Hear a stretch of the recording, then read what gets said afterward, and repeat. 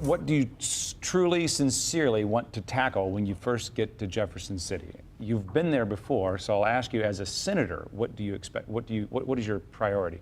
Well, in the minority, I should say, as a in the Democrat. minority, but you know, I think I'll be a strong voice for the policies I put forward in my campaign, including ethics reform, expansion of Medicaid, which is not only a moral imperative, but absolutely fiscally smart for the state of Missouri. And education is a huge priority for me, from preschool to K-12 to higher ed. Representative-elect Dogan, your first priority as a Republican. You'll have the luxury of being in the majority. That's right, a supermajority.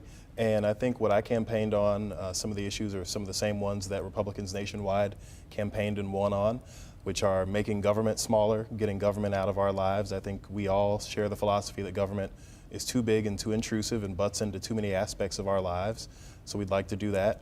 And a result of that is, I think that Republicans believe philosophically that the more government, or the less government you have, the more jobs will be created, the better business climate we can have here in Missouri, the better we will be positioned to attract businesses from other states rather than losing them to other states. I want to ask you about Ferguson. The mayor of Ferguson said at the city council not too long ago that there are things they would like to see done that cities just don't have the power to do.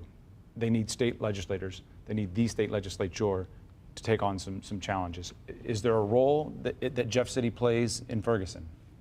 I think there may be a role, but I think that it's almost larger than some specific legislative kinds of policies. This is involves a huge discussion about race relations. You know, what happened in Ferguson was not the beginning of the problem, it was just what brought it to light.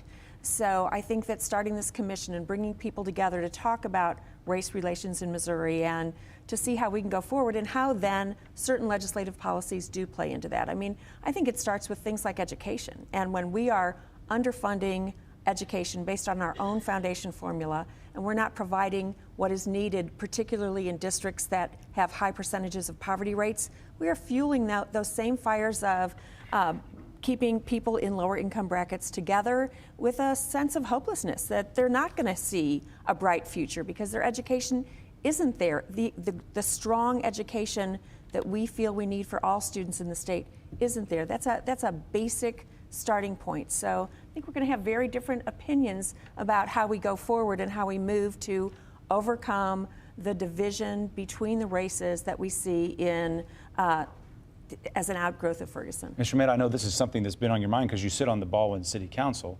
and you brought up the issue of body cameras, and you wanted body cameras on your officers.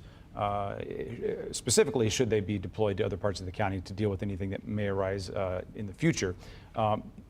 Your thoughts on the role Jefferson City might play, and when I say Ferguson, we've, I think, all come to understand that means a lot more than the city limits of that municipality. That's right. And the Michael Brown incident, I think, brings to light the fact that body cameras are something that are much needed for police officers.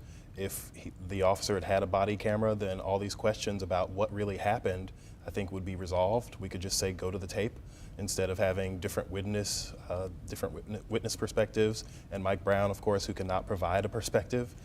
So I think body cameras are going to be something that is talked about at the legislative level. Another thing that I'd like to discuss is something that Wisconsin did, which is introducing the idea of independent investigations whenever there are police-involved deaths, whether it's a shooting, whether it's a death in police custody that happens some other means.